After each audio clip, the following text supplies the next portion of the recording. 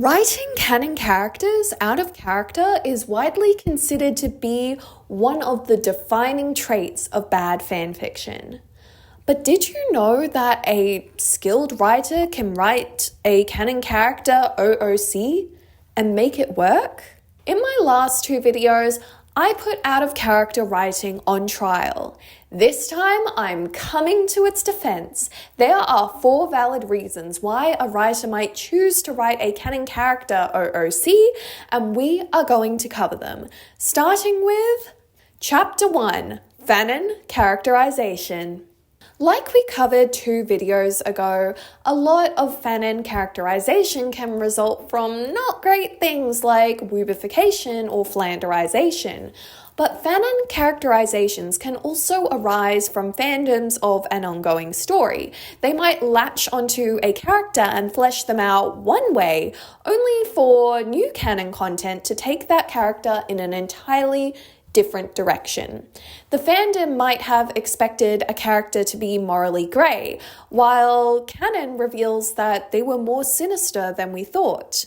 The other reason why someone might favour a Fanon characterization over a canon one is if the original creators wrote said character poorly or fell into harmful stereotypes. In most Zelda games, Ganondorf is the pure evil man from the desert, which has a lot of uncomfy racism baked into it.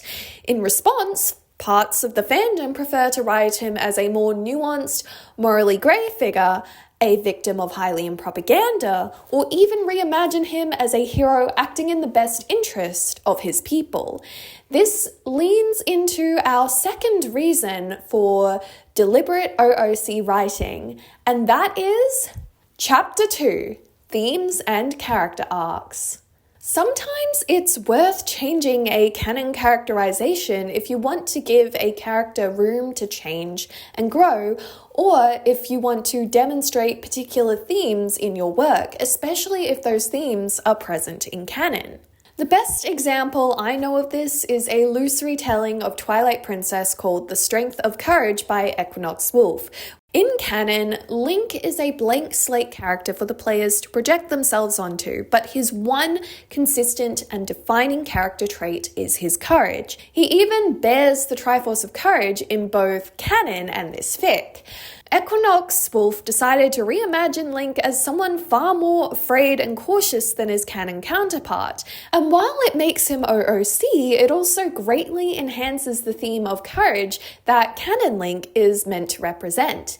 It's far more meaningful to see a person actively learn how to be courageous than to have it come easily to them, which is why this instance of OOC writing actually improves the story and makes Link a dynamic character with a compelling growth arc. The Strength of Courage is also what inspired me to write my own slightly OOC Link who has room to develop and grow, though my version is different because my story explores different themes. I've linked Equinox Wolf's fic in the description if you want to check it out. Chapter 3, Place in the Timeline. If you're writing a character as they were before or after canon, or perhaps if they took a different path in canon, then of course their personality is going to be different. I'm not 5-year-old Cora anymore, and I am not 50-year-old Cora yet. There's a lot that has happened and will happen during those spaces in your character's lifetime, and depending on how you fill them, you could end up with a characterization that might be described as OOC. As an example, let's consider how Aang is portrayed in Avatar: The Last Airbender versus The Legend of Korra. The original series shows us the fun-loving 12-year-old boy coming to terms with being the last of his tribe and working together with his friends to defeat the nation that committed genocide against his people. In Legend of Korra, we get to see Aang's 3 children, and we learn that Aang favoured his one airbending child the most.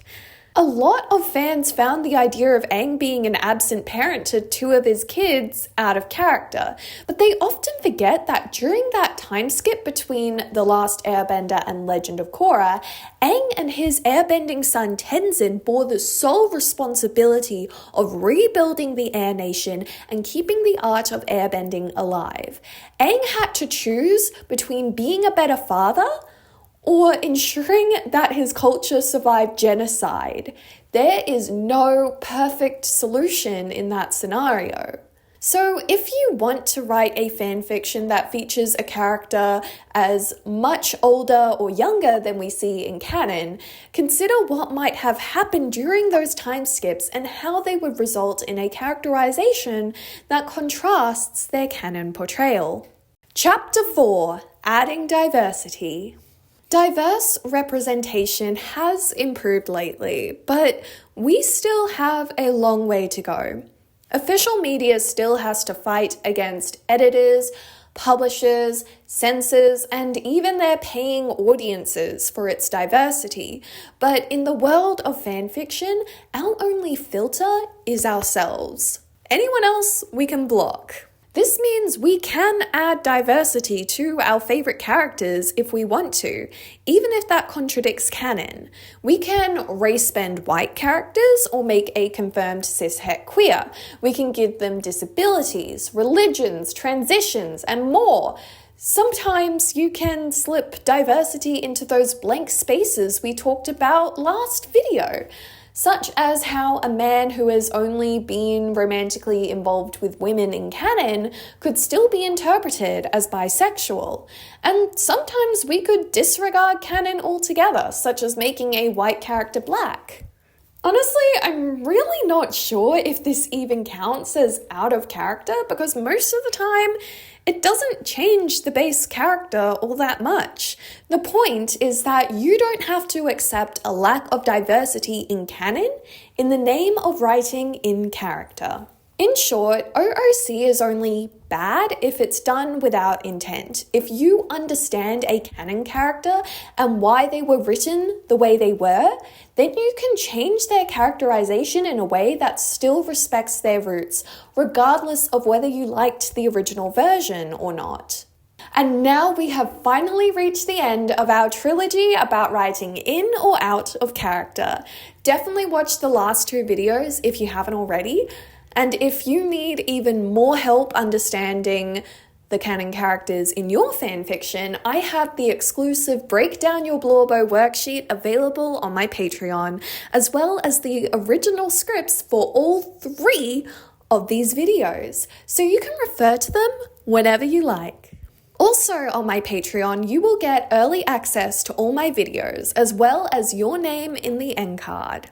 And that's the end of the video. Kudos for watching, kudos for liking, and extra kudos if you've subscribed and hit the bell for more dreamy fanfiction tips. I will see you in my next video, but in the meantime, happy fic writing! Thank you to my wonderful Patreons for supporting the channel. In particular, I would like to thank my mega kudos tier Patreons, Dandelions and Chestnuts, and Ash Bree.